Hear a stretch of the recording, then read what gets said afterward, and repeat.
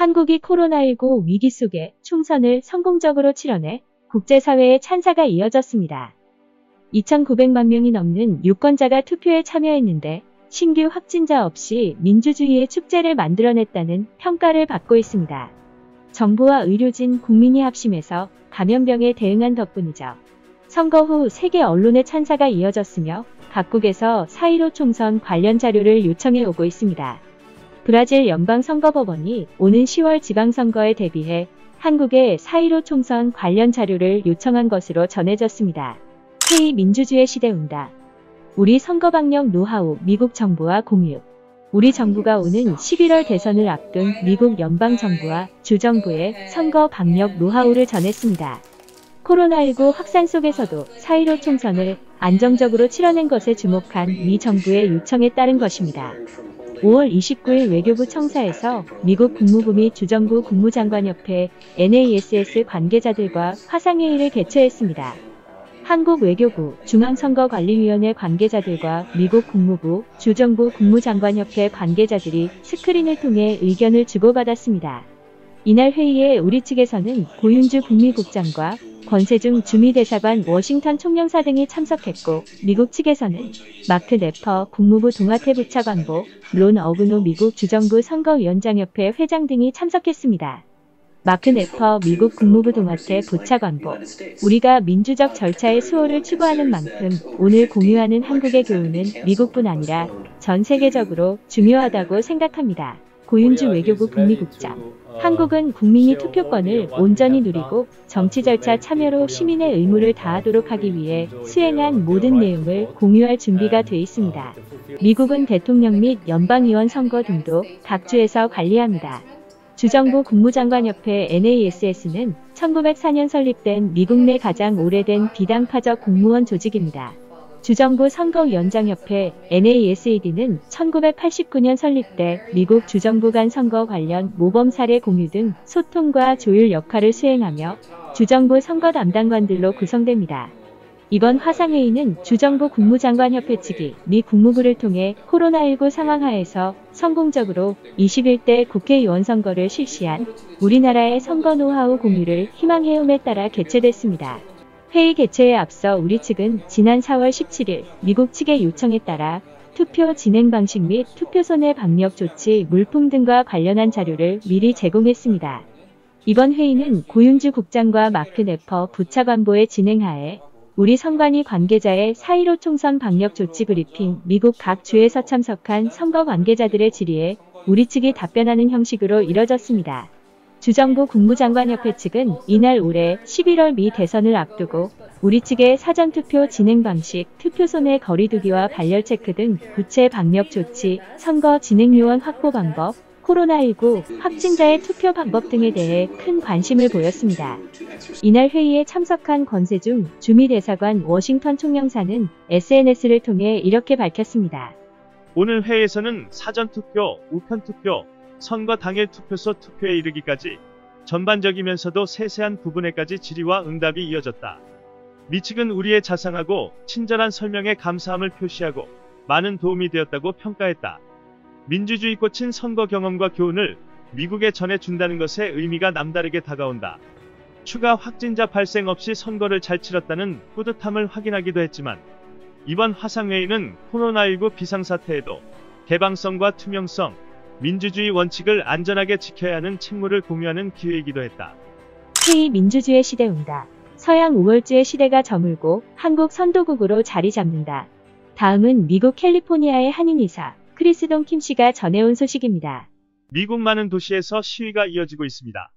마치 40년 전 서울역 앞에서 쿠데타를 일으킨 전두환 정권에 대항해 서울시 대학교 학생들이 분노에 데모하던 것과 매우 흡사한 모습입니다. 2월 23일 조지아주 브런즈윅 부근에서 25세 아흐마우드 아르베리가 조깅하다 두 백인 부자에 의해 살해된 뒤 2달 반이 지난 후에야 범인이 체포됐습니다. 며칠 전 미니애폴리스에서는 47세 된 조지 플로이드가 백인 경찰의 무릎에 목이 굽은 동안 짓눌리면서 질식사한 사건이 터져 지금 미국의 대도시는 흑인뿐만 아니라 백인, 라티노, 아메리칸 인디언 등 많은 다인종이 남녀노소를 무릇하고 거리에 나와 시위를 하고 있습니다. 그동안 코로나 바이러스 팬데믹에 맞물려 집에만 머물러 있던 많은 미국인들의 좌절감이 분노로 폭발하는 모습입니다. 이 위기 와중에 미국의 리더십은 전혀 보이지 않을 뿐더러 도널드 트럼프 대통령은 오히려 시위자를 향해 스타트 파이어라는 트위터를 해 분노한 군중들을 잠잠케 하기는커녕 더 불을 지펴놓은 양상입니다. 40년 전 민주주의를 위해 분연이 일어났던 한국의 모습을 인권 탄압의 분연이 일어난 오늘의 미국의 모습에서 생생히 보고 있습니다. 자유, 평화, 평등을 부르짖는 미국에서 왜 이런 일이 일어나는 것일까요? 미국의 취약한 문화가 오늘 하루에 다 나타나는 기분입니다. 두 얼굴을 가진 미국을 위해 정말 깊이 생각하고 기도해야 할 시간입니다. 일촉즉발의 시간입니다. 박용수 전남대 5.18 연구소 전임연구원은 5월 14일자 내일신문기고에서 다음과 같이 주장했습니다. 한국이 코로나 위기 속의 총선을 성공적으로 치러내 국제사회의 찬사가 이어지고 있다. 심각한 코로나 수렁에 빠진 미국과 일본, 유럽 등 선진국들이 한국에 도움을 청하는 중이니 그럴만하다. 최근 미국에 유학 중인 친구 아들이 부모에게 급거 귀국 의사를 전해왔다. 아무리 생각해도 미국이 내 생명을 지켜준다는 보장이 없어 불안해요. 엄청난 의료비도 감당하기 힘들고 제가 돌아갈 나라가 한국이란 게 다행이고 자랑스러워요. 언제 우리가 미국이 부럽지 않게 됐는가? 아니, 미국을 떠나 한국으로 돌아와야 안전하게 되는가? 서양 우월주의 시대가 저물고 있다는 신호다. 우리 안에 내재돼 있던 서양에 대한 열등감도 포말처럼 사라지고 있다. 모두 코로나19 바이러스가 몰고 온 변화다. 포스트 코로나 시대의 한국은 선진국 이상의 선도국으로 자리 잡게 되리라는 것이 세계적인 석학들의 전망이다. 포스트 코로나 시대, 뉴노멀 시대, 세계 질서의 재편을 주도할 수 있는 가능성이 열려 있으니 이보다 좋은 소식이 없다. 한국의 민주주의와 국가적 역량이 그걸 뒷받침한다는 사실을 누구도 부인할 수 없다. 분명한 것은 오늘 이 땅의 민주주의가 공짜로 아무 대가 없이 이뤄진 것이 아니라는 점이다. 4.19와 부마항쟁, 5.18 광주 민주화운동, 6월 항쟁, 촛불혁명 등 피로 얼룩진 민주화 투쟁의 산물이라는 사실을 기억해야 한다. K민주주의 시대 온다. 코로나 때 보여준 성숙한 시민의식, 5.18, 60 촛불로 이어진 세계적 가치, 5.18 민주화운동 40도를 계기로 한국의 민주화 경험을 한 차원 높은 단계로 승화시켜야 한다는 주장이 제기되고 있습니다. 4.19 혁명, 부마항쟁, 5.18 광주민주화운동, 60 민주항쟁, 그리고 촛불항쟁으로 이어진 민주화 경험과 열망을 K민주주의로 승격시키자는 취지입니다. 5.18은 두 가지 장애물에 가로막혀 여전히 미완성입니다. 하나는 완전한 진상규명이며 다른 하나는 5.18 정신의 전국화 세계화입니다. 이를 제대로 극복해야 40년이 지나도록 미완성인 5.18을 온전히 자리매김할 수 있습니다. 올 초부터 전 세계를 덮친 코로나19 대응 과정에서 보여준 대한민국의 저력에 전 세계가 감탄했습니다. K방역이라는 신조어가 등장했고 세계가 따라 배우고 있습니다. K방역의 핵심은 개방성과 민주성입니다. 민주주의에 단련된 국민들의 참여가 백미였습니다. 팬데믹 상황 속에서 품위를 잃지 않는 질서 정연함의 세계는 놀랐습니다. 이처럼 성숙한 시민의식의 저변에는 5.18을 비롯한 민주화 정신이 깔려 있습니다. K민주주의의 원형인 셈이죠. 5.18 정신은 이미 제3세계 민주화에 크게 기여했습니다. 아시아권에도 상당히 알려졌습니다. 홍콩과 캄보디아의 민주화 시위 현장에서 5.18 상징인 임을 위한 행진곡이 불리는 것은 우연이 아닙니다. 서복경 서강대 현대정치연구소 연구원은 2차 세계대전 이후 민주주의를 시도한 나라 가운데 한국은 굉장히 성공한 모델로 평가받고 있고 제3세계 이행 국가들 사이에서도 한국의 민주주의에 관심이 높은 것은 사실이라고 말했습니다. 그는 다만 K방역은 표준화된 상품을 만들어낼 수 있지만 민주주의는 나라마다 제도마다 사정이 달라 K민주주의로 만들어낼 결과물이 무엇이 될지 의문이라고 말했습니다. 하지만 불가능한 것은 아닙니다.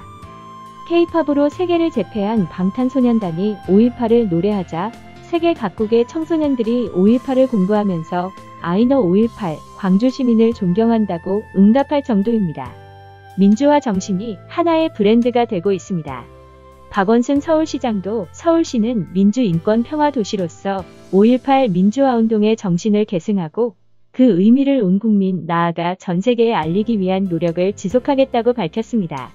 올해 처음 광주시와 함께 5월 평화 페스티벌을 개최하는 서울시는 5.18 민주화 운동이 일부 지역, 특정 인물에게만 국한된 것이 아니라 대한민국의 보편적 역사로 인식하고 그 정신을 한국을 넘어 전 세계로 공유하고자 한다고 밝혔습니다. 서울의 봄, 광주의 빛이라는 주제로 열린 이번 행사는 온라인으로 전 세계와 공유됐습니다. K-민주주의가 첫 발을 내딛는 셈입니다. 미국 공공외교 단체인 미주민주 참여포럼 케이텍 김동수 이사장은 이렇게 말했습니다.